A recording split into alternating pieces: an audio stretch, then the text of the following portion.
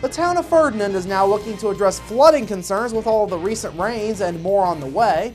More on what's being discussed. Plus, Indiana State Police are now making more information available through Twitter, what you'll be able to find there, and Purdue Extension educator Jan Dugan is tonight's guest on Inform.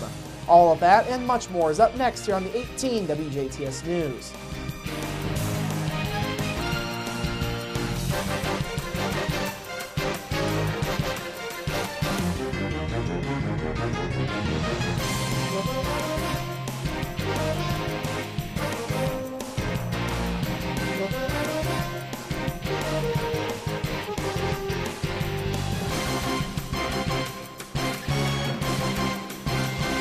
Hello, I'm Bradford Raths. We begin tonight with the ongoing investigation into a suspicious fire at an abandoned DuBois home.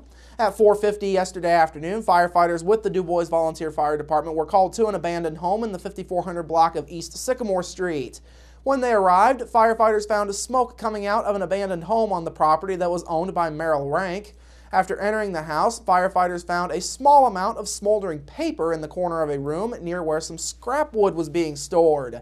There were no visible flames, though firefighters did hose down the smoldering papers. DuBois Fire Department spokesman Zach Eichmiller says the fire appeared to have been intentionally set by an unknown person.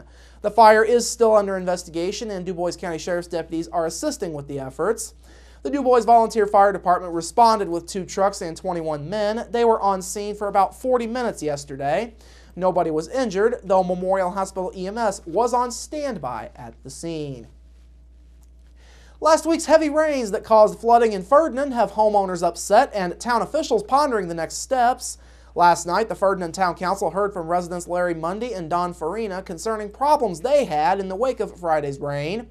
Both men reported flooding around their homes and in basement areas. A local business owner also stepped forward to report that her store had several inches of standing water on the floor throughout an entire 19,000 square foot building. Now, part of the long-term issue surrounds ditches and retention ponds in the area. Town officials have received complaints from residents about 2 ponds that have not been filling with water despite being built for that reason. Water instead has been running off through narrow ditches, thus flooding yards and basements, as was the case Friday evening. Tom Leakin is the street superintendent and property manager for Ferdinand. He says the amount of water from the recent rain is a bit of a new issue for the town to take on. We've been very lucky in this area in Ferdinand. This is really rare, and then we get 2 times, so that's what the big shock is for everybody. They're just not used to the water that we got these last few times, and anytime somebody, it'd be me too, if I get water, I'm going to start panicking and try to find a solution. Leakin says the town now needs to revisit structures across the area to make sure water runoffs are functioning as they should going forward. He also says runoff from area farm fields needs to be addressed as corn stalks get washed away by the rain, thus blocking area storm water pipes. Meanwhile, Town Council President Ken Seacard says the town now needs to talk to the state about its problems. He says extra piping installed under State Road 162 when it was redone a few years ago is not enough anymore. It's just no longer capable of handling what's coming down. Of course, we've had a lot of rain and massive amounts at different times.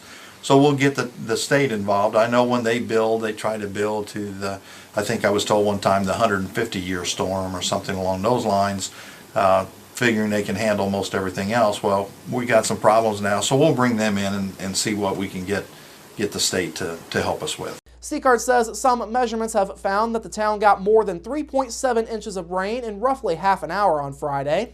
For the short term, the council agreed to make sandbags available to residents to protect their property in the event of another storm. Several folks were out and about today loading up sandbags in preparation for rains throughout today and this evening.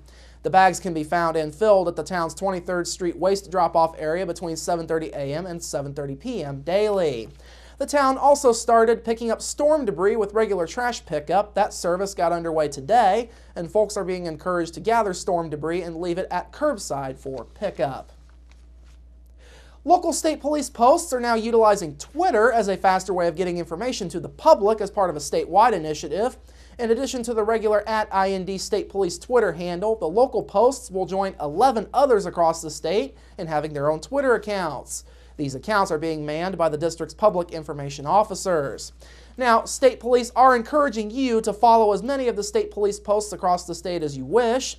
Information that can be found on Twitter will include crashes, road closings, current road conditions, and any other information of interest locally. Indiana State Police originally began using the statewide Twitter back in 2010 to share the information, but that information again was sent statewide rather than segmented locally. The state account will still be used, mostly for amber and silver alerts, safety tips, and other large events going forward. Locally, you can follow at ISP Jasper for information on the Jasper District from Sergeant Philip Hensley. Those who reside in the Evansville District can follow at ISP Evansville for information on that district. That information will be provided courtesy of Sergeant Todd Ringel. Finally this evening, this year's Heartland Half Marathon and 5K run will have a bit of a different feel thanks to a new date and 2 new events. The race is moving to Saturday for this year's 3rd edition after being held on Sunday for its first 2 years. This year's event will take place on Saturday, August 30th, beginning at 7:30 a.m. Eastern Time. Now, the date of the race is not the only change this year, as I just mentioned. 2 new events have also been added to the schedule. These are the Heartland Team Challenge and the Heartland Kids Fun Run and Festival. Whitney Hall with the DuBois County Visitors Center says the Team Challenge event is great for corporations and others. Initially, we're going to kind of talk with the corporations and seeing if they would like to be involved, and we thought that would be a great lead-in to let all the employees know that a team challenge is going on. But it is open to anyone. All you need is 4 people. Now, in the Team Challenge, the first team member runs a little over 4 miles, and the distance decreases as each person receives the team's timing chip. That goes all the way down to the final runner, who runs just over 2 miles. Awards will be handed out for 1st, 2nd, and 3rd places, along with the best heart-friendly team slogan. Team Challenge registration is $80 a team prior to June 22nd, and that goes up to $100 per team after that time. Meanwhile, the Heartland Kids Fun Run Festival will be for kids entering kindergarten through 8th grade.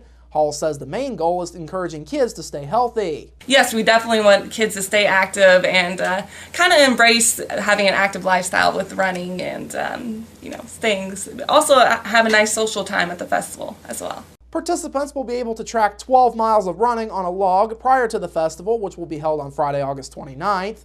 Kids that participate then run 1.1 miles the day of the event to finish their own mini marathon. Registration is $15 through August 17th, and that goes up to $17 after that. Registration for this year's Heartland Half Marathon is $50 if you register by June 22nd. That goes up to $60 between June 22nd and August 17th, and then up to $70 after August the 17th. 5K registration is $20 prior to June 22nd and $25 thereafter. All registrations can be done by going online to heartlandhalfmarathon.com. Anyone who wishes to volunteer for the event can call Memorial Hospital at 996-2333. All right, coming up after the break, your local forecast, sports with Kurt Guxell, and Inform with Jan Dugan. That's all up next here on the 18 WJTS News. Local people watching local people.